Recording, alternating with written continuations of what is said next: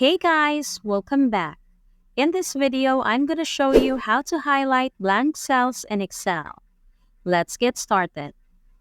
This tutorial provides a detailed description of how to highlight blank cells using conditional formatting. Conditional formatting ensures that the highlighting will be dynamic, meaning it will adapt to any changes made in the table. In other words, if there's a blank cell in the table you're working with, it will get highlighted. However, as soon as you enter a value in this cell, the highlighting will disappear automatically.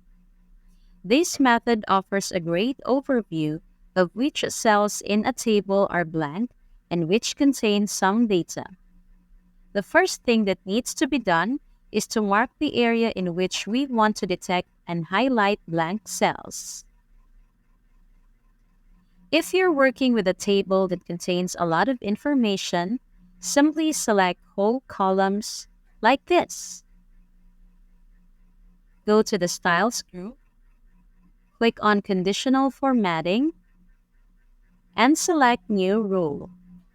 In the pop-up window, select the option Format Only Cells That Contain. Now let's set up the rule. We want to highlight only blank cells, so we'll choose the blanks option here. The next step is to specify how Excel should format the blank cells within the table. Click on the Format button. Here, you'll find various possibilities for formatting the blank cells. We'll define that the blank cells will be highlighted in, let's say, this green.